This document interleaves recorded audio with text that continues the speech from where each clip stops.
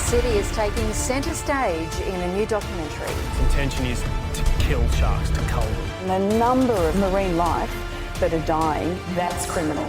A shocking new documentary is set to stir up debate about Queensland's shark control program. It will cause controversy. The shark control program. Pressure is mounting on the state government. 100,000 signatures calling for the shark nets to be removed.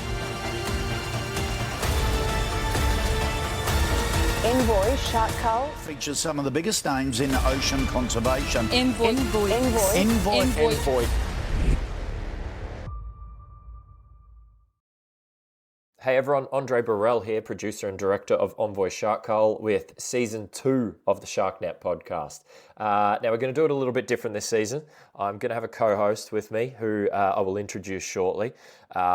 So our co-host has joined the organisation, is working on the campaign in this space that has followed the film. But before I introduce our co-host, I do want to say a few words about his predecessor. His predecessor, Rose Marimon, who was with the organisation for, I want to say, nearly 3 years, has moved on, has decided to retire. So good for Rose. I'm very jealous. Rose was awesome. She'd previous life, had worked in government. She knew really well how decision-making happens at those levels, how ministerial portfolios have run. She was such an asset to the team. So I just wanted to take a quick opportunity to say thank you, Rose. You never heard from her on the podcast. She was very much behind the scenes, but she did a lot and she brought a lot of knowledge. So thank you to Rose and happy retirement. Now, the new Rose's replacement, who will also be our podcast co-host, just to make this a bit more conversational and a bit different style to season 1. Ali, welcome Ali. Introduce yourself. Tell the lovely people who you are, what you do and why you're here. G'day, Andre. First and foremost, I've got to make the clarification in case you can't see it. I don't resemble a rose in any way, shape or form. I don't look like one at least, so... and Rose, if you're watching this, you can make that claim as well. My name is Ali. I've been, in short, very passionate about wildlife advocacy and conservation in general since I can remember, since as a child. So I wanted to get involved from a young age. Specifically, back in 2020. I was volunteering and I spent almost a month in the Amazon rainforest, and this was just when COVID hit. So unfortunately, I had to come back to Australia because I was on a huge backpacking trip, and it was a very revolutionary turning point in my life, such that I come from a background of engineering, and decided to change everything from there because whilst in conjunction seeing the beauty in the Amazon rainforest, but at the same time I was made aware of how much we are destroying it. And as a result, I decided I really, really, really want to get involved with conservation. And so one of the things that happened was that I came back home, and always passionate about the ocean as well, as a freediver. So, of course, the man himself, Andre, put together this great documentary. Watched it, got extremely inspired, and wanted to jump on board, get involved, and the rest is history. Here we are today. Great and grateful to be involved. Yeah. Awesome. Thank you, mate. I'm excited to be able to chat with someone here rather than me. I mean, it was a very different style first season. I tried to give sort of short 10, maximum 15-minute updates on what's happening in the campaign. These eps will probably go a little bit too longer. We'll try and not make them 2-3 hour epics, but they'll go a little bit longer because I've now got someone to chat with and make it a bit more conversational. So, glad to have you on board and glad to have you here. All right, a lot has happened since the last episode of the last season of this pod. A lot has happened. So we're going to do our best in a fairly condensed fashion to bring everyone up to speed. We'll talk about Queensland first, and then we'll talk about New South Wales. I'll try and lead the Queensland conversation. Ali, who's Sydney-based, will try and lead the New South Wales conversation. But we'll also have a chat, ask each other questions, ask for clarification. So very good. Queensland. All right. Probably the biggest thing that happened in Queensland since, and then there's been a lot of flow-on consequences of this, is there was a state election. The Labor Party lost and the LNP won. And with that came some changes in policy. The new government decided to take, I guess what I would say is a populist approach to this issue, in that they do something that sounds good and might appeal to a certain segment of their voter base, but is not actually good policy and not actually that smart, and is not actually going to be that effective. And that is to double down on the killing of sharks and the culling of sharks to reduce their populations, to expand the shark control program, more nets, more drumlines, to intensify the shark control program. So rather than rebaiting drumlines every 2 days, to do it daily. And a whole bunch of other changes, mostly negative. And to throw $88 million at that. Sounds good. Made for a good headline. They get to play the strong man. They get to play strong on sharks. But exponentially increasing investment on what is already proven to be an ineffective program seems like bad policy to me. Now, Ali, you maybe can see things with a little bit of a clearer vision than me on this topic, because I'm from Queensland. I have very strong thoughts about that kind of policy and how common it is in Queensland. They take a similar approach with crocs. What were your thoughts when you saw $88 million investment into the shark, into the issue of shark mitigation? What did you think? What did you hope for? Were you like, oh, this could be good, maybe they're investing in alternate modern technologies? Or were you like, here we go? Well, I think you nailed it, mate. When you mentioned the whole culling issue, it goes back to the same rhetoric with dingoes, with crocs, and of course the unfortunate 1937 phenomenon with the Tasmanian tiger. It is the exact same playbook, just being replayed today. And if we continue down this road, it's just gonna result in more and more extinctions, and that's not what we want. It's just ridiculous. So with regards to the $88 million, to put it in short and summary, it's just a massive waste of money. To put it bluntly, it's a massive waste of money. Look, a segment of that is designated to be put forth towards non-lethal alternatives such as drones. Of course, they've done the drone trial over several years, and they've now confirmed that they want to officially implement it within the program permanently, which is great. All for it. But in order to expand the lethal controls, such as traditional drumlines and shark nets, is just absolutely despicable. And I guess that goes into the whole debate behind the EPBC Act and how it is a major breach of federal environmental law. And I'll let you expand on that a little, yeah. Yeah, so the 88 million, I saw it, and I mean, I didn't really believe. I wasn't like, oh, this could be good. Maybe they're going in a progressive direction. I never actually thought that was going to happen, but I hoped for a moment. I was like, oh, maybe I'm wrong. Maybe I've misread this. Maybe they're going to do something good with this program. Then I read the announcement, and I was like, nah, they're just going to slaughter a bunch more sharks with this money, really. A little bit of the money is for good things like drones, for example. Drones are now out of the trial phase in Queensland. They're officially part of the shark control program. Not at all beaches, which is a bit silly, if you ask me. If you believe in the technology, anywhere where water quality allows, you should make it a permanent part of your program. And so that's a bit odd. Also, with the drone program, it's worth noting that the reports that have come out from the trial phase of the program shows that they're more effective than the catching and killing of sharks. Anywhere where they had drones running, and they also had nets and drumlines running, they spotted far more sharks via drone and were able to take the appropriate beach safety actions at a lifesaver level than they caught. It's that simple. So look, the drone part, I guess, tip of the cap. That's the step in the right direction. Let's give credit where credit's due. But most of the 88 million is just slaughtering a bunch more sharks. Which, to your question, sorry to go on that little drone tangent.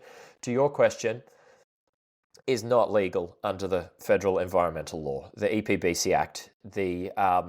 Environmental Protection and Biodiversity Conservation Act that came out in the year 2000.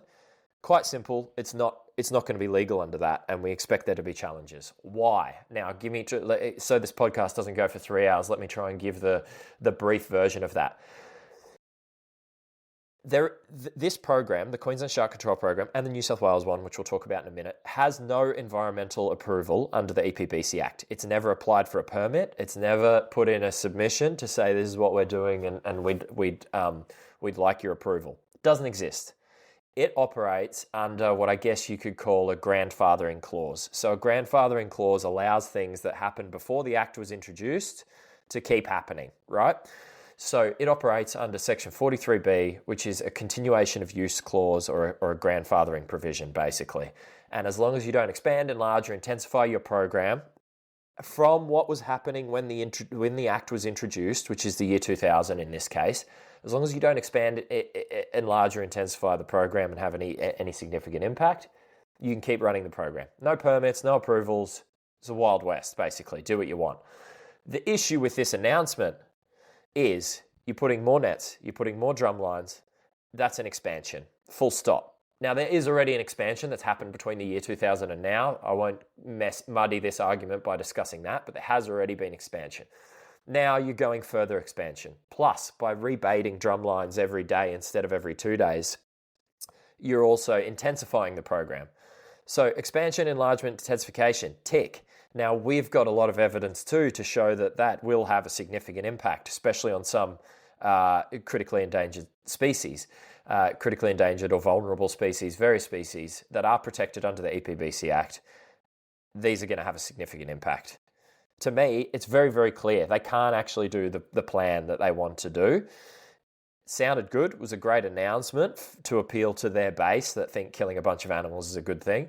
But A, it's not going to keep people safer. B, it's not legal under federal environment law.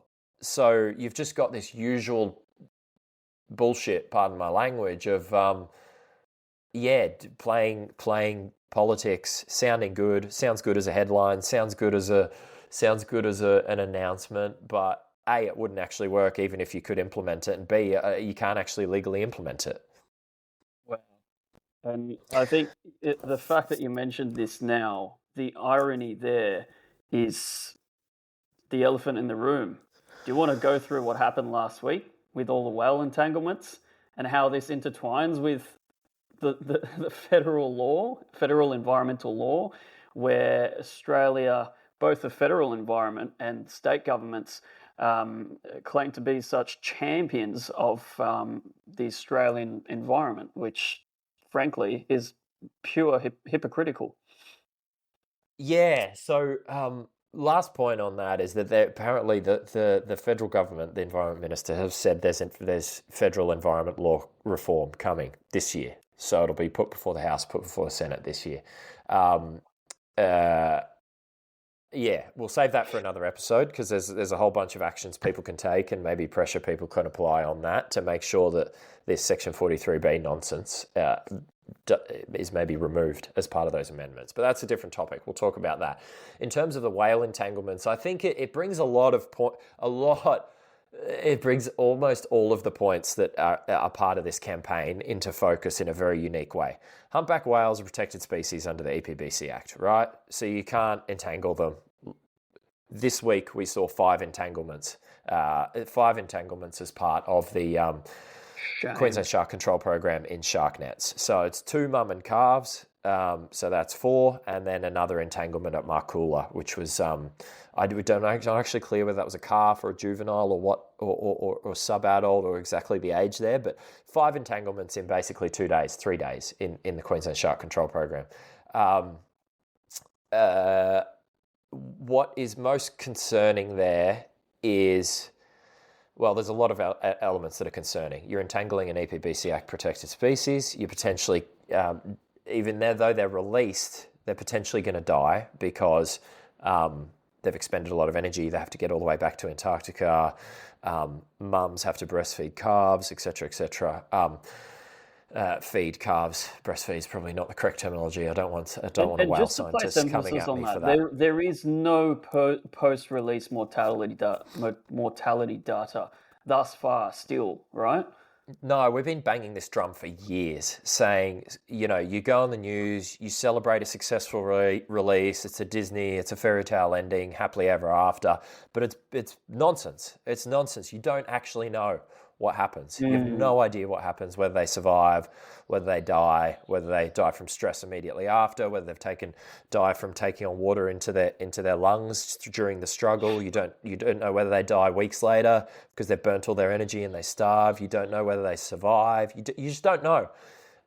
So that should be tracked and released. Now that hasn't happened. As I do understand it, I believe they now might be applying tags after release, but I've not heard that officially. I've just heard that through back channels. I haven't seen that anywhere with whales. Yeah, they might. No. Yeah, they might finally be starting to listen and actually tagging some whales, tracking some whales, and then we can look at post-release mortality. But no, it's not.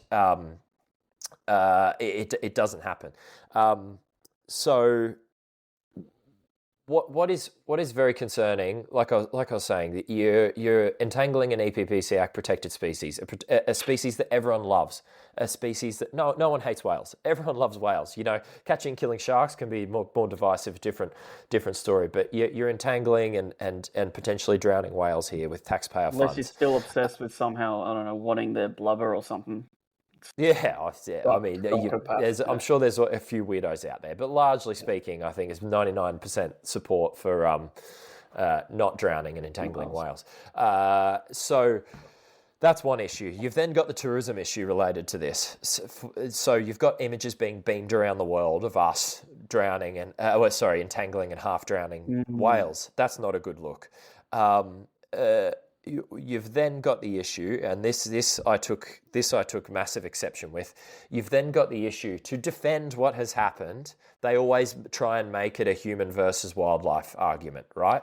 To defend doing something so horrid, well, you have to have a good justification, right? So the government it'll always, you can bet your house on it. They'll justify what they're doing by saying we need to do this to protect people. Now, that's normal. The previous government did it in a clever way. They never said shark nets and drumlines work, because they don't. The previous government, the previous ministers always implied it.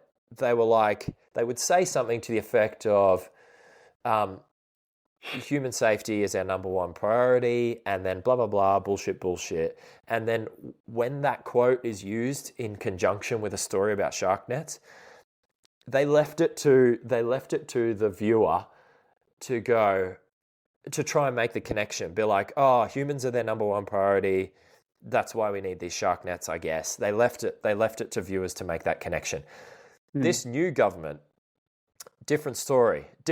So one of the I was shocked at this. One of the genuinely surprising thing that came out of these whale entanglements is when they were trying to justify it on the news that night. Here's a quote from the minister. I've just found it, so let me read it out to you. New Minister for Primary Industries under this LNP government, Tony Perrott. So he's from Gympie, which is it's a country electorate, basically, because under the agriculture portfolio, he's basically a farmer whose electorate is full of farmers. Doesn't know that much about beach safety, is probably not going to win or lose votes on this issue. However, let me read this quote from him. Traditional methods, such as nets and drumlines, are scientifically proven to be the most effective tool in protecting swimmers. So there's no more implying it and trying to lead people to that conclusion cleverly by a bit of being smart. They're just saying we need these tools because they work, which is a demonstrable, verifiable lie. Which in a way, it's just to play devil's advocate, in political communication, to be honest, him saying that will probably be more effective for those constituents within the areas that he's based in, know nothing about the oceans and shark mitigation. It's probably more believable than the Labor government coming out and saying, making some vague commentary that's not entirely clear, and they're trying to be a little bit more intellectual with their arguments. So him coming out and saying that is probably politically a bit more smart, even though it's blatantly false. Yeah, which is a concern. Like to just a bald-faced lie like that. Like it's just not true. Let me show you the truth. So let me read you a different quote that kind of completely contradicts it and is a lot more true. And he would be aware of this, and he's just choosing to ignore it. So HSI, Humane Society International, now renamed to Humane World for Animals, they took, just a very quick rewind, they took the Queensland government to court about 5-6 years ago about shark culling in the Great Barrier Reef Marine Park. They won. Basically, they won the case. It had to stop. In the Great Barrier Reef Marine Park now, sharks have to be tagged and released rather than culled. They did that by doing two things. They did that by proving, A, culling is bad for the Great Barrier Reef Marine Park as a matter of national environmental significance that is protected under federal environment law. So they proved that ecologically, environmentally, it's bad, but they also did it via proving that drumlines, which operate within the marine park, are ineffective anyway. Any program that tries to control the risk of shark bite via killing sharks is ineffective. So that's nets or drumlines, right? So let me read you another quote. I'm just finding it now. Let me read you another quote from the judge. First point he makes under his decision. The lethal component of the SCP, Shark Control Program, does not reduce the risk of unprovoked shark interactions. Full stop. The scientific evidence before us is overwhelming in this regard. So here you have a judge who is an expert in telling fact from fiction, that has heard expert arguments, scientists, you name it, from both sides, both the HSI's expert witnesses and also, the Department of Primary Industries expert witnesses. Heard all the scientific evidence, all the experts for days and days and days through this trial, and that's the conclusion he comes to. The scientific evidence is overwhelming in this regard. The SCP does not reduce the risk of unprovoked shark interactions. Then you've got a minister going on TV 5 years later under a new government and saying the literal exact opposite. Now, we tried to challenge it. We commented on some of his social media posts, reached out to his office and said, what science are you citing when you say this? When you say traditional traditional methods such as nets and drumlines are the most effective, are scientifically proven to be the most effective, what science are you citing? Crickets. Zero. Not even a response. So it's just a sad state of political affairs to me. And to be honest, the media landscape a little bit, that you can get away with lying like that. Like, why is that not challenged? I know they have to run a quote from the minister for balance. I get that. But should you just run a bald-faced lie? I don't know. What do you think? This whole issue of balance and trying to have balance in a 30-second story, which is all you get on the news in most issues, right? 30-second story. So you've got 10 seconds of what happened, 10 seconds of one side saying their point of view, 10 seconds of the other side saying their point of view. That's about all you get. I don't know. What's your take? Well, I always come down to the conclusion of the entire shark culling debate is predicated around four different factors. First and foremost, you have political fear. Secondly, you have tourism, essentially.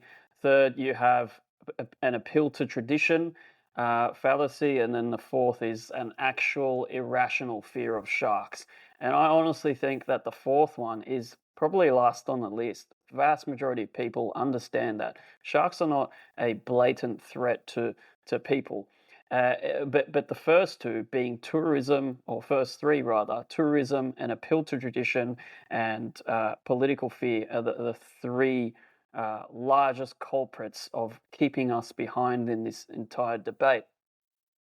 Political fear because they're afraid of losing votes, even though several surveys have been done such that people have been asked, if there just so happens to be a negative shark interaction and they're and there's no shark net or drumlines in this particular area, would you be blaming the government because of that? And the vast majority of people have been saying no. But even with that being said, it goes back to an appeal to tradition, right? Even though the political fear is there, that's why there's like these three fallacies work together as sort of like a trifecta, a holy trinity, rather. It goes back to an appeal tradition. Just because something feels right, in this case, culling sharks, doesn't necessarily make it right. And that makes our job harder because we're dealing with mainstream media who are just constantly perpetuating this message, false imagery, misleading information, in conjunction with politicians making blatantly false claims. And I do see the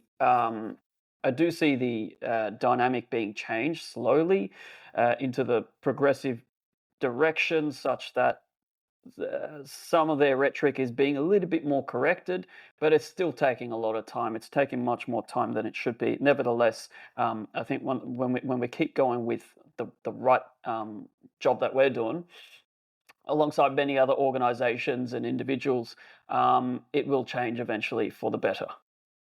The appeal tradition point is powerful. You're right. When something's existed for a long time, it's much harder to change. They also appeal to the appeal to tradition in the quote he gave, which he said, he didn't just say methods such as nets and drumlines are scientifically proven. That's a lie.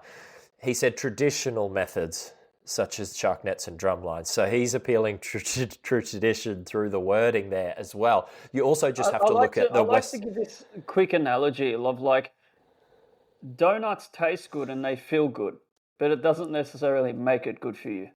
Not saying you shouldn't have donuts because they're awesome, but like, you know what I'm saying? Like, yeah.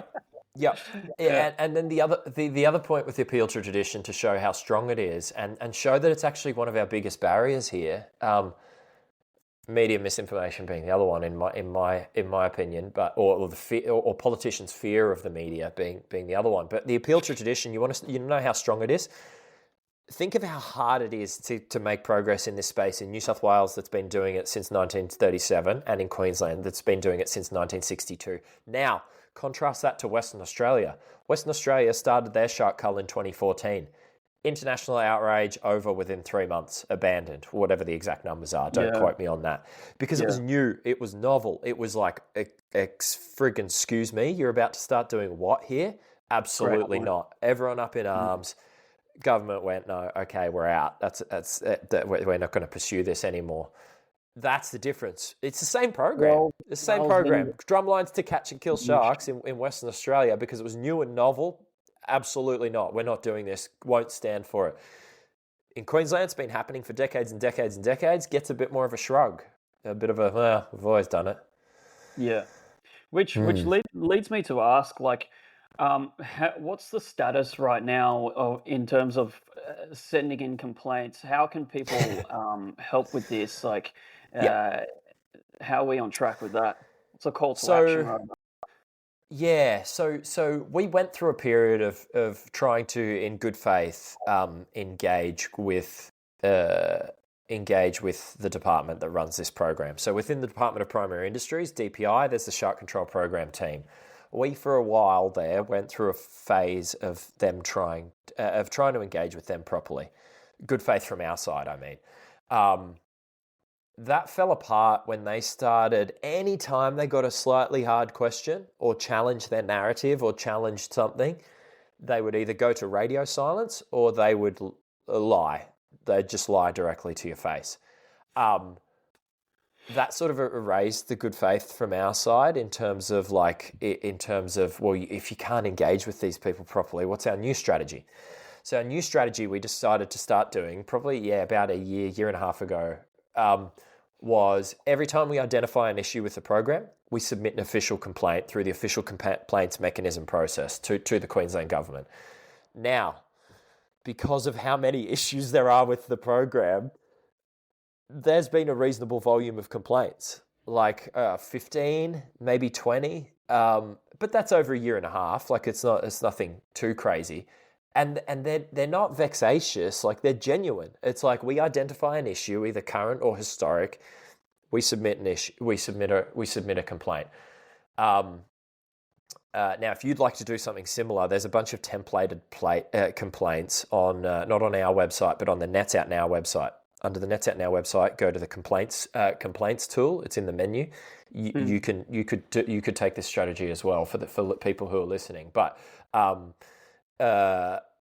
yeah, we did that. Now, what you end up getting back, either we were getting no response at all to some, because I think the question was too hard, and they were like, "Oh, we literally have no way. We have no way to answer this without being like just Dare I say, no idea. Deceitful." Yeah, correct. So some complaints would just get absolute radio silence on. Some we would get a bit of a nonsense response. Now, when you get a nonsense response, because it's an official complaint to the government, there's a complaints management process. So you complain, they respond. If you don't like the response, you can then request an internal review. They then have someone else, someone different, go look at the same complaint again with a fresh set of eyes.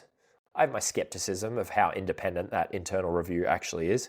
I'm sure they go and talk to the person who first managed the case and get on the same page and stuff like that. But anyway, submit the complaint, get a response.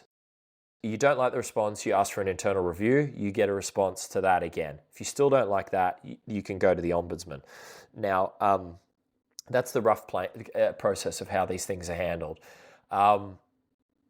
So we have had no response at all to probably half of the things that, despite multiple follow-ups, like we don't submit this stuff and then just let it go. And no response at all to about half of them. And about half of them got nonsense responses that are just evasive or just out and out lies that are now escalated and are sitting with the Ombudsman. However, the last few responses we've gotten, and this has gone as high as like the top of fisheries, the person who sits below the minister. I forget their title right now, but basically the highest non-elected person within fisheries, the highest, bureaucrat. Rather than politician, they've essentially now said to us, look, we're not responding to you anymore. And so we've been frozen out. But let's put it as simple as that. We've been frozen out. We asked too many hard questions too many times and are a little bit too diligent in following up when we don't get responses to ask, hey, where's our response to this? So they've essentially said, we're not responding to you anymore, which I think is a bit comical because, like I said before, they're not vexatious complaints. They're all genuine stuff. And they've said it's because of your volume of complaints. Now, the funny thing about that to me is our volume of complaints is directly proportional to the volume of issues within the program. Like, you want less complaints, have less issues with your program that are worth complaining about. So anyway, that's where we're at with that. It's not like the complaints are copy-pasted. They're literally a diversity of issues, as you said. And that's what makes us so ironic with them. I'll go through some of them now, actually. I'll go through this now. Here's an example of some of the complaints. One, we've complained about a lack of CCTV footage on board the vessels. You know how a lot of fisheries have mandatory monitoring of the fishery via CCTV. We've complained about that. We have complained about the lack of contractors having to adhere to any sort of quality management standard about the records they keep, any sort of workplace health and safety standard over some of the processes we've observed on board, any sort of environmental standard. So that was one complaint. That was an all-in-one. What's another one we had here? Let me just pick this one. The Great Barrier Reef Marine Park still being quite a lethal program, despite the case I mentioned earlier, HSI versus QDAF, where they won, and the program has to be tag and release now. They're still killing quite a lot of sharks. They're not following that court order to a T. So still quite a high number of sharks are dying. That was one complaint. What's another one we've got here? Here's a good one. This one's weird. Bear with me. We noticed in the catch data in the comments quite a few years ago. When I say quite a few years ago, I want to say about 10 years ago. There's comments that the contractors were taking either dead dolphins on the Gold Coast that are killed in the program or dead dolphin sperm, it's unclear, and giving it to SeaWorld. So our complaint was, we see this has happened historically. Could you please just confirm for us that this no longer happens? That was another complaint. I could go through them. Their languaging that they use, their language that they use on their website about we use drumlines where possible instead of shark nets. It's not true. We use whale pingers to reduce whale entanglements. It's not proven. There's no science that supports that. So the language on their website, these are the kinds of things that we're just putting through their own process, their own actual internal process. And you get frozen out in retaliation for doing that, which to me is just wild. Well, the more annoying you are, the more I reckon you're going in the right direction. Because if they neglect you entirely and just see you as not necessarily a quote-unquote threat, then they would be responding to you as if, yep, no dramas. So I'd actually see it as a relatively good thing in a way. Yeah, it is, but it also just annoys me in the sense that, it's like if anyone else was like, I'm not dealing with this anymore, like I've stopped replying to them. Like if it was a private business that did that, or if it was whatever, you'd be like, yeah, okay, whatever. But this is government. Like, shouldn't they be held to a higher standard? How do you just ignore your citizens? We are paying for this, literally. There has to be an obligation that you respond to citizens' genuine concerns, which these are.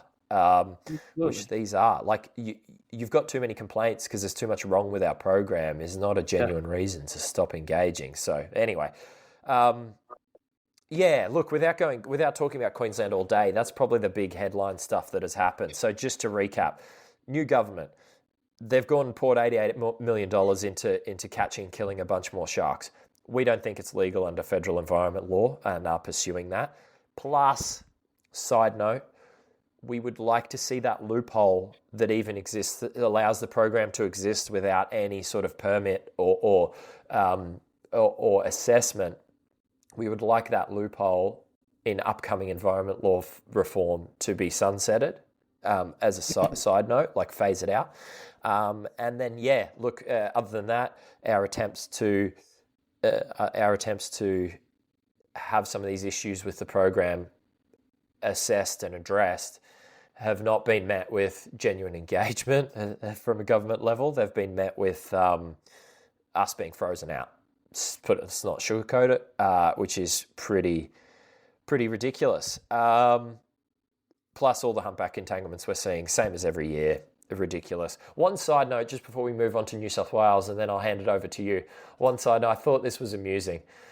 Last season of this podcast, we had some amazing locals from the Sunshine Coast on from Markoola who actually released a humpback that had gotten entangled in in the same net as one of these 5 entanglements this week. So it had been reported, no one was turning up, no fisheries, no nothing. They went out there and released the whale themselves. You can go back and listen to that episode if you're interested. Now, one of the entanglements this week was same beach, same net. Do you want to know who was first on site? Not... This is ridiculous. The contractors. Not the contractors. Not Marine Animal Rescue Team to release the whale. Water Police were first there. Water Police on a jet ski were there to make sure no one go and try and help this whale again. To arrest someone who would want to save a protected species, and that's how somehow breaking the law. The irony there is just incredible. Anyways. Yeah, it's absolutely ridiculous. And I think it just speaks volumes as to their motivations. Their motivation was not, let's get this whale released as quickly as possible. Their motivation was, let's make sure a Good Samaritan doesn't go perform this rescue themselves again, because that makes the program look bad and us look bad, and they actually get a heap of community support for doing that because it's objectively the right thing to do. So let's try and not have that happen again. Ridiculous. All right, that's enough. My head will explode if we talk about Queensland any longer. New South Wales, Ali, that's where you're based. That's what you're at the moment primarily working on in this campaign. Talk to me. Talk to the listeners. Sure. So a brief summary on everything up to today. I can say that the past couple years, probably 2-3 years, the New South Wales government has actually started to reach out to the coastal councils who have shark nets. In New South Wales, there's 8 coastal councils who have shark nets, right? Going all the way from Newcastle down in the north down to Wollongong in the south. So because of our constant backlash, be it environmental organisations, wildlife organisations, and just the general public being sick of these shark culling methods, they've decided, okay, we're going to reach out to the coastal councils and actually ask them, what are your thoughts on culling down sharks? Now, a caveat to mentioning that is the fact that the New South Wales government has ultimate authority and power over this program, right?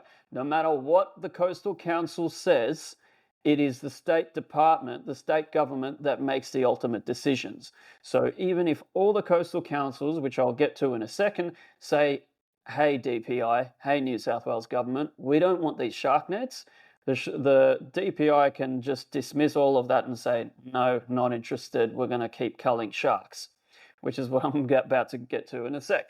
So for a couple of years, they've requested surveys, preferential surveys they were called, for the coastal councils to make these decisions. Now, fast forwarding to July 2024, they put out the most recent preferential survey, and then up until February 2025, all the 8 coastal councils put in their votes, and to not my surprise, none, I repeat, none, 0 of those coastal councils voted in favour of continuing the use of shark culling nets. So what happened from there?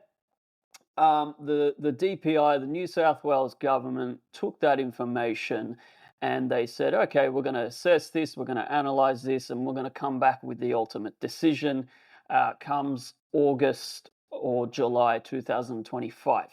Now, then the first sort of media outlet to come out with the information regarding a net removal trial was, of course, none other than the Daily Telegraph. They blasted out about 3 or 4 articles within the space of like 2 weeks, late July and early August, just with an absolute ton of blatant misinformation, a lot of which we complained against and are awaiting responses. We haven't seen any responses, and of course a lot of public backlash as well, because it was blatant misinformation. But nevertheless, they came out with the information that the New South Wales government has decided that they will remove only three shark nets out of 51. So that's literally a 6% progressive change in the positive direction. That's barely a dent. Nevertheless, we welcomed it because it's a progressive change anyway. That's what they decided. But. Okay. In the midst of making this decision, what the New South Wales government had done was consistently putting somehow the blame on the 3 coastal councils that they've asked to make the decision to remove these nets. So those 3 were Northern Beaches Council, Central Coast Council, and Waverley Council, okay? What did I say at the beginning? It is ultimately the New South Wales government that has full 100% responsibility when it comes to shark mitigation methods in New South Wales. It has nothing to do with the coastal councils.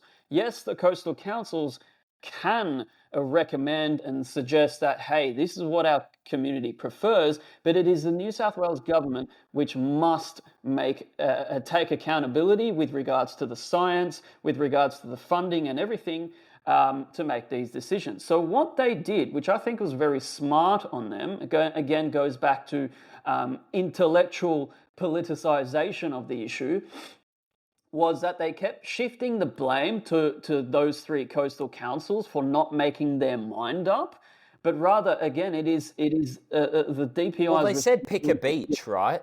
They tried to say, okay, we'll remove one in your region, you pick the beach, which to me is a blatant political buck pass, so that, like, you know, it was their decision, not ours. Which is just. So I think that's an important point to make. So it was a ping pong match. It was like DPI went, we're asking councils for their opinion on nets. All the councils came back and said either your problem, don't care, or we don't want them. Right? Yep. Back over the ping pong net. Then DPI go, now this is our political problem again, which it is, legislatively. It's their decision, their choice, as you've made. So then they go, how do we make this the council's problem again? Ping pong back over the net and go, okay, we're going to listen to you. We're only going to remove one net from your region. You pick it. It's ridiculous. It's childish and ridiculous. And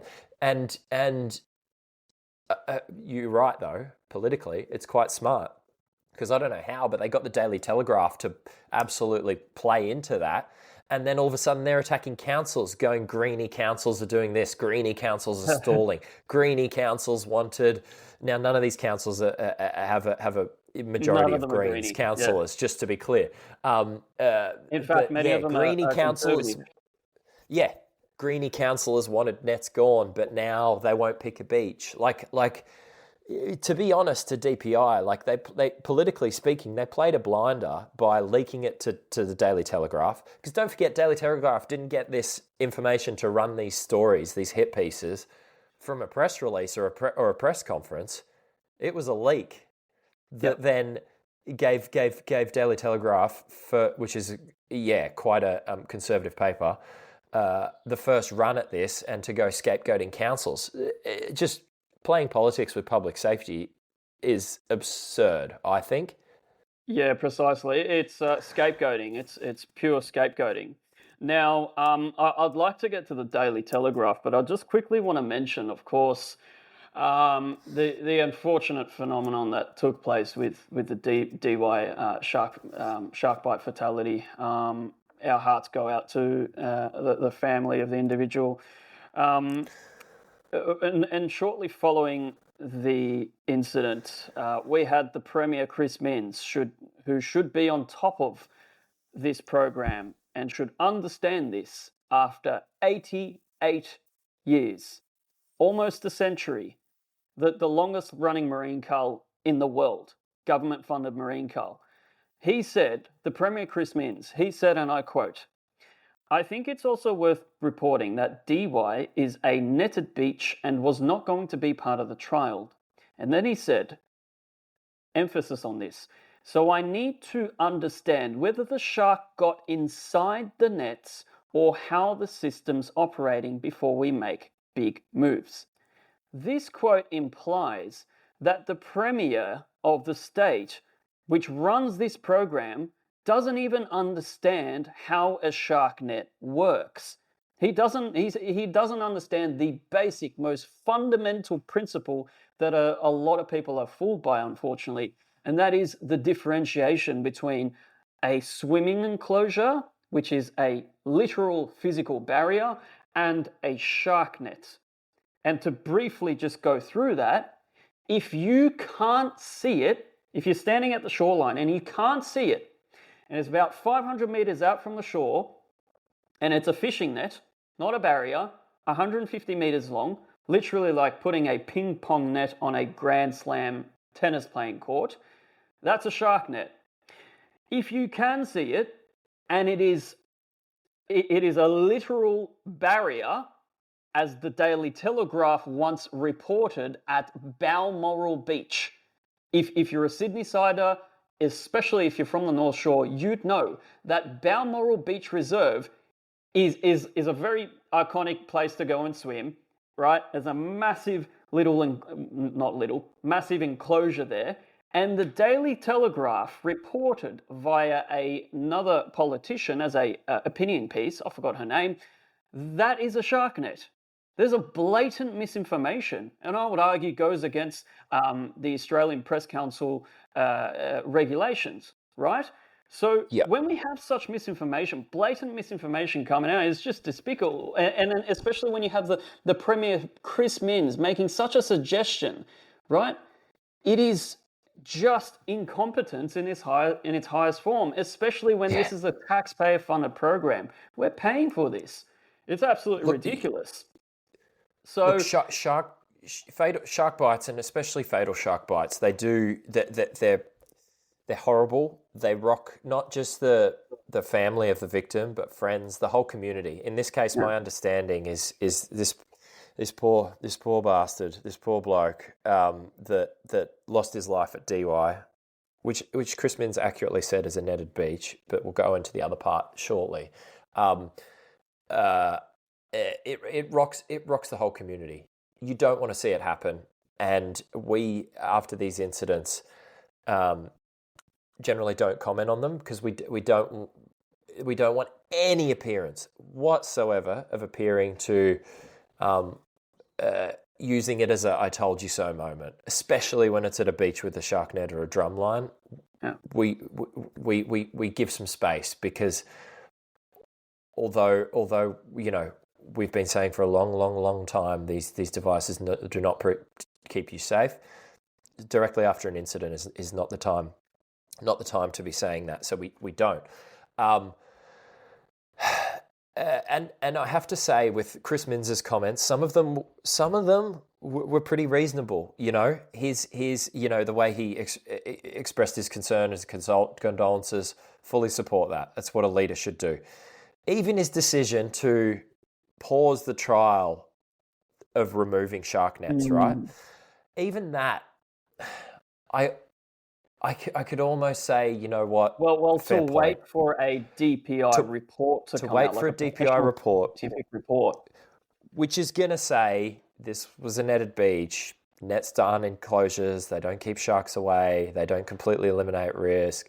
In fact, if it's an impartial report, the report would also say, in fact, there's no evidence in any difference between netted and unnetted beaches, blah, blah, blah. Him pausing till he got a report, I almost would have understood. But then two things I don't understand. Him cancelling the trial. So first he paused it, then a day later he said, you know what, we're not going to go ahead with a trial shark net removal this season. It's not the right thing to do. I just don't agree. You've just, in the most tragic of ways, you've just had it shown to you that shark nets are not effective. How is the response to that? Okay, so let's pause our trial of moving this program in the right direction. Let's pause our trial of that to me I don't understand. And the other point that I'm very, very critical of is the quote you read out. The bloke clearly, from what he said, thinks a shark net somehow keeps sharks away from beaches. And it just doesn't. They're comically small. They're 150 meters long. DY is a kilometre long. They don't go from the top or the bottom. They're 6 meters tall, but they sit in 12 meters of water. Sharks can swim over and around. They use that keyword deter, which is complete opposite to what they actually do. And there's evidence to suggest the moment they have catch in them, be it bycatch or target catch, the moment they have catch in them, and whether that catch be dead, dying, decaying, doesn't matter. They're a shark attractant. But anyway, for him to make such a comment as we need to look into how did the shark get past the net, that's absurd. It's an absurd thing to say if you even remotely understand what a shark net is. And to me, benefit of the doubt, he misspoke. But more realistically, based on other stuff I've heard him say in the past, he just does not know what a shark net is and how it does or doesn't work. Now, when this report comes down on the incident, I hope he friggin' reads it, and I hope it explains to him and he finally understands what a shark net is, which is a tiny, comically small fishing net in the 500 meters off a beach, just placed there with the hope and a prayer that by some miracle of dumb luck, we might catch a shark that might have bitten someone. The irony on the Shark Smart website, one of the or several dot points make it clear: do not swim near fishing activity and shark nets. Shark nets are literally fishing activity, right? Well, the shark meshing program is a fishing. So sharks aren't capable of swimming between 500 meters towards beachgoers and the nets. The shark meshing program is a fishing activity. It's managed under the Fisheries Act. The blokes who go out and put the shark nets in place and kill the animals and so on and so forth. It's a fishing vessel and a fishing company and a fisherman. It's a fishing contract administered under the Fisheries Department.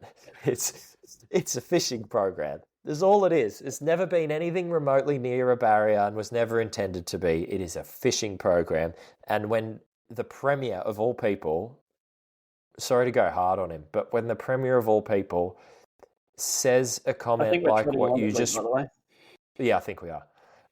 Says a comment that you just read out that even implies that it's some kind of barrier and that the presence of a shark net should somehow keep sharks away from shore. It's dangerous and it's ridiculous. I just wanted to make the Daily Telly. To your point of the Daily Telly and other publications, they don't help this issue either. Because half the time, I swear, I'm making that stat up. It might be more than 50%, it might be less. Half the time I read about shark nets in the media, they're using a friggin' image of not a shark net. They're using an image of a swimming enclosure or a shark barrier, if you like. ABC just last week. Nielsen Park Shark Beach. That's a literal swimming enclosure. Yep. So when you're talking about shark nets and you show an image of either a shark barrier from Western Australia, which are a full enclosure, or you're showing a swimming enclosure from within Sydney Harbour, such as the one you were just talking about, when you place that imagery alongside reporting on a shark net, it is a factual inaccuracy. It's just not correct. And B, it feeds a misunderstanding in the community, and not just in the community, at the through government, all the way up to the Premier. Clearly, like it's a problem. Sorry if I hijacked the point you're about to make, but I just think that this whole using shark barrier or swimming enclosure imagery when reporting on a shark net story of any kind, it's fucking dangerous. It's journalistic malpractice, I think. Absolutely. The point that you make was actually sort of initiates what I'm about to say. And that's the fact that these media outlets, such as the Daily Telegraph, have been just basing their recent articles, at least, on shark nets, at the very least, on sensationalism, identity politics, and this culture of like left and right. And I have to make this absolutely clear. I say this all the time. This whole shark culling debate doesn't need to be, and frankly, it isn't a political debate. It shouldn't be. You don't have to be lefty, greeny, woke, left, right, progressive, conservative. It is none of that. To still man that position, I am confidently saying that you can actually be the biggest human supremacist and even hate, not even dislike, hate marine life or marine animals, and still understand that mass slaughtering marine life, culling down populations of sharks, ain't gonna make you any safer at the beach. And the irony is, the paradox there is, if you genuinely see yourself as a human supremacist and that you are superior, then why Top the of the need food to chain, kill them? all that nonsense. Yeah. Well, why the Yep. need to kill them? If you genuinely feel that you are an apex predator or at the top of the tree, as some people from Sky News like to suggest, then you shouldn't be afraid. You should be like, all right, no dramas. I'm a macho. I can take on the sharks. By all means, go ahead. Not that anything's going to happen to you. You're literally 3 times more likely to be struck by lightning and die than be bitten by a shark. But nevertheless, this whole mindset, you can maintain that mindset and still understand that culling these animals ain't going to make you any safer. Look, the reality is clear that they don't work. The science is clear, they don't work. If anything, they make things more dangerous, and they're terrible for the environment. Everything is clear. Like, I feel like everything is settled in this space. Yeah. No debate. The problem is, it's not, that ain't going to sell papers for the Daily Telegraph. Yeah. They need conflict. Indeed. They need someone to be the bad guy. Someone's got to be vilified. And as is often the case with that paper or that broader organisation, it's good business to vilify lefties or greenies or whatever. So they paint this picture that if you believe shark nets don't work or that dolphins shouldn't die in shark nets or whatever, you're a lefty or a greenie. That's not the conversation here anymore. The conversation is not only do they not work, not only do they make things potentially worse by attracting animals, not only are they terrible for the environment, but they're also a massive waste of money that could go into things that actually do work. Like, that's the reality of this debate, but that's not good business. It's not good business for Sky News. It's not good business for Daily Telegraph. It's much more fun. It's much more profitable to make this, left v right, greenies versus whatever, normal people, or common sense versus tree huggers. Like that's the better business, but it ain't grounded in fact. It ain't grounded in fact remotely. And can I just clarify the fact that we're not against these contractors having jobs at all. In fact, we would argue for the case for the New South Wales government to take the same taxpayer funds that they are using to pay these contractors good money, right? I'm talking in the six-figure digits, to use that subsidy, right, and just transition it into non-lethal alternatives, into incentives with training them into these non-alternative based jobs, right? They can be drone pilots, they can be involved with educational matters, whatever it may be, right? We are pro them having jobs. We're not against them as individuals. We're just against what they're doing. That is all, right? Because a lot of people, especially from that more so conservative side of the spectrum, they think that we're like blatantly evil for being against them having jobs. No, not at all. In fact, we'd argue the case. Use those same funds, pay them the same money. Doesn't matter. Just allow them to transition into a progressive future with regards to shark mitigation. That is all. Exactly. Get them doing something that actually works, actually contributes to beach safety, and keep them employed. Sure, why not? I mean, there's absolutely. So, you're right. What else is happening in New South Wales, Ali? What else have we got before we wrap up? Okay, so we have so every single year the DPI releases a annual performance report or review rather about everything. Not because they like to, but because they have to. Because they like to. Because they have to. This year, it just so happened to be a coincidence. I don't know. I'm not making any claim that of every other year, with all the events that have taken place, they've just so happened to release the report at least, I'd say 2 months late. Okay? They released the report and they've declared the figures and everything, and just like every year, it's about 90% bycatch. 90% bycatch, so that less than 10% is target sharks caught. Now, the part that I wanted to talk about is this new trial of LED lights that they're putting in place on these shark nets, which is the most hilarious thing ever. First, I want to start off by saying, there was a 2022 San Diego University study put together that basically was discussing how commercial fishermen use those very exact same LED lights. Commercial fishermen use those same LED lights to deter sharks, to deter predatory sharks, so they can catch less bycatch, essentially, and catch more of their designated fish stock or whatever it may be. And the irony, the paradox rather, is the fact that the New South Wales government is using these same LED lights in this new trial. Well, it's no longer a trial, they are instating it as part of the program to suggest that they are deterring turtles and other unwanted bycatch.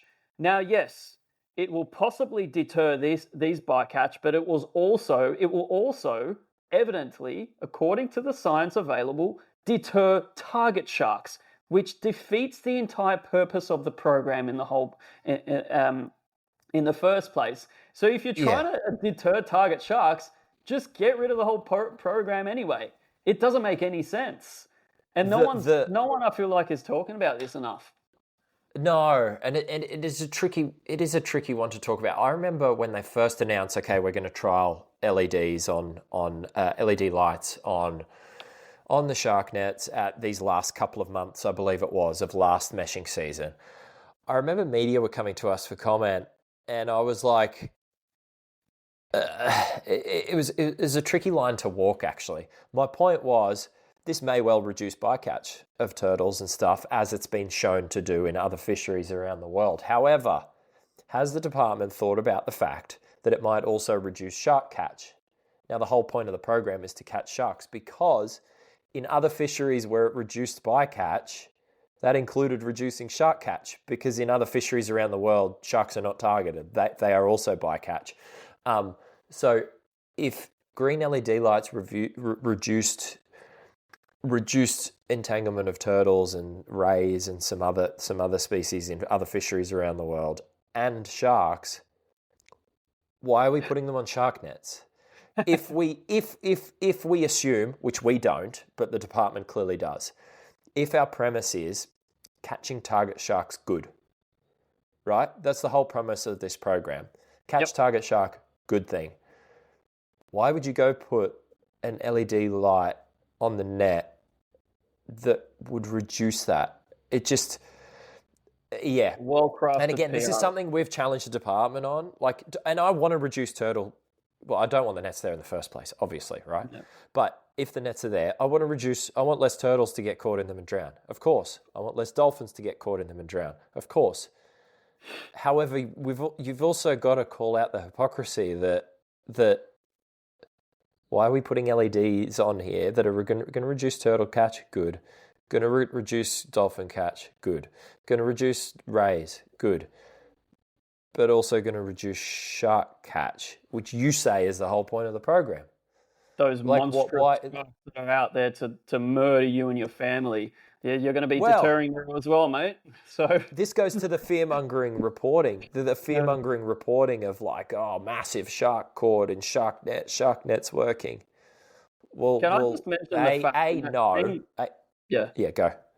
In that same study, they concluded that those lights deterred 95%, I think in the Caribbean somewhere, I forgot where exactly, but it deterred 95% of predatory sharks from being within the bycatch of those commercial fishermen. So I don't know, man.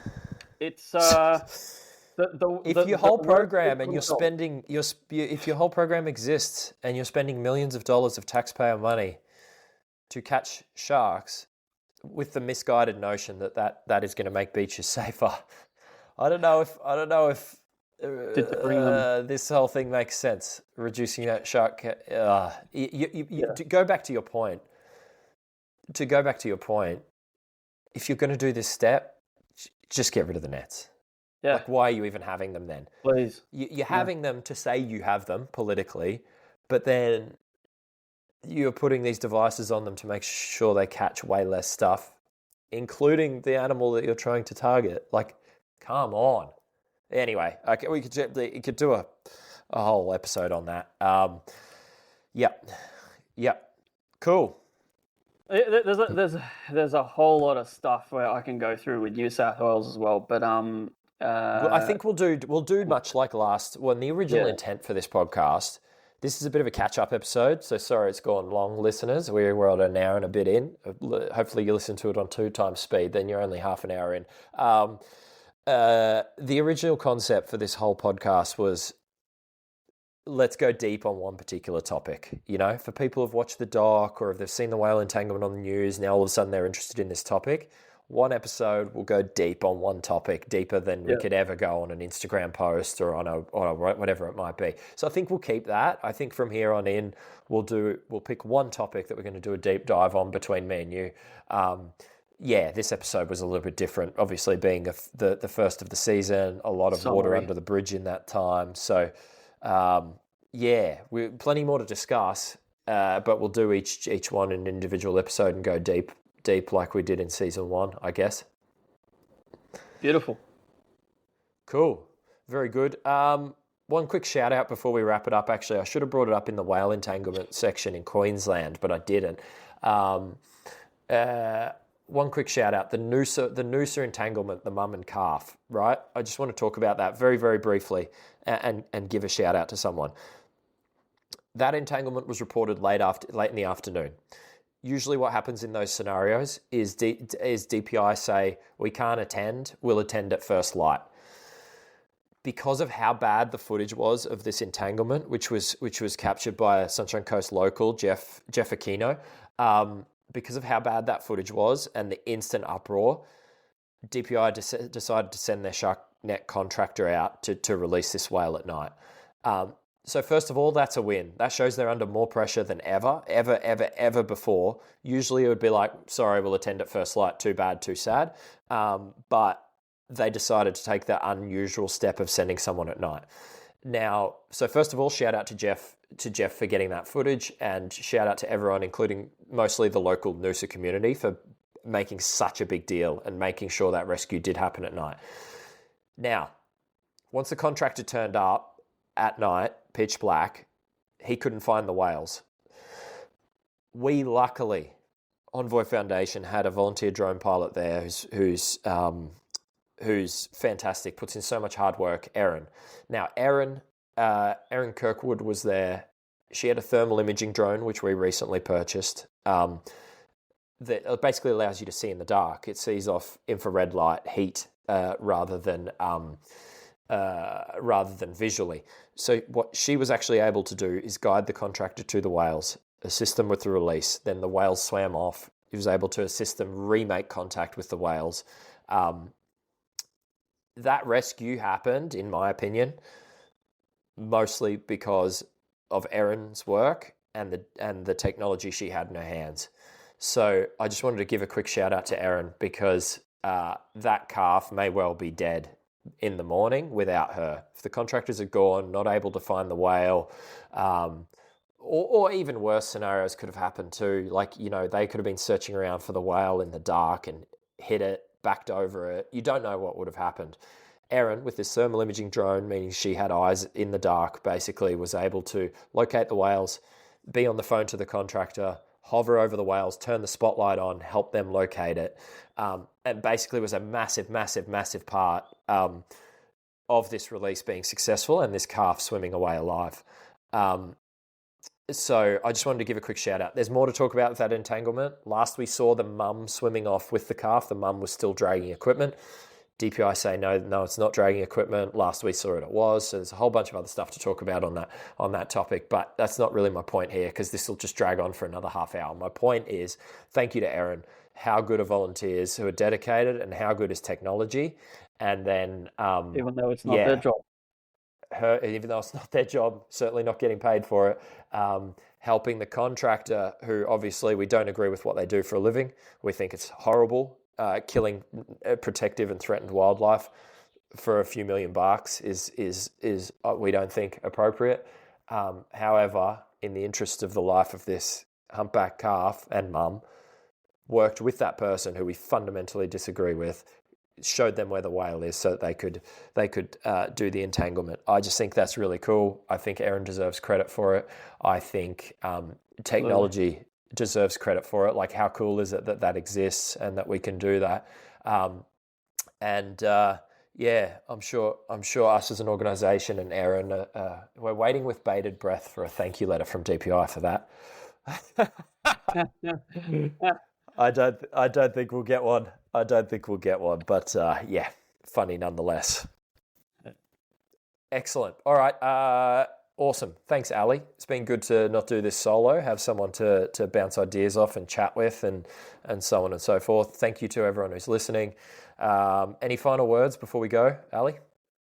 Looking forward to some more conversations like this. Yeah, this was a good first summary, and we can dive deep into some deeper, more nuanced topics on this whole issue. Yeah.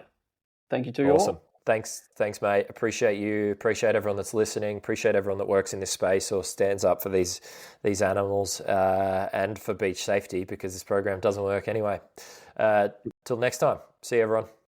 Peace. My first time swimming with a tiger shark was on the Gold Coast, and she was literally taking her last breaths in front of us. For 83 years and counting, we've been running the world's longest marine cull. It is just off our coastline, but it's so hidden from the public.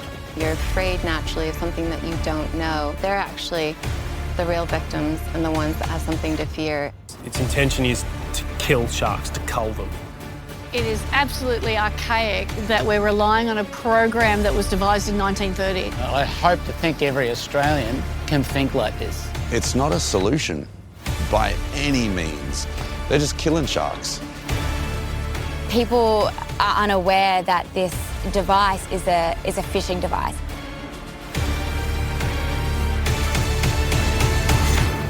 We're killing in the Great Barrier Reef Marine Park. I think once people realize what's happening, how senseless the killing actually is, I think they should be outraged about what is happening to Australia's beautiful natural resources. We're the government and we are keeping you safe from this big scary thing. They have no education in, no background in, and don't know what they're doing. It is in effect a gag order, and it's near impossible to get any footage underwater. Observations and concerns about the safety of the operation and I want that potential camera. jeopardy that you...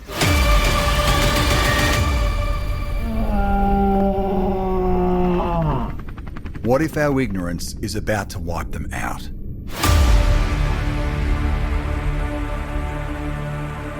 There's a good chance this documentary may actually start its own feeding frenzy.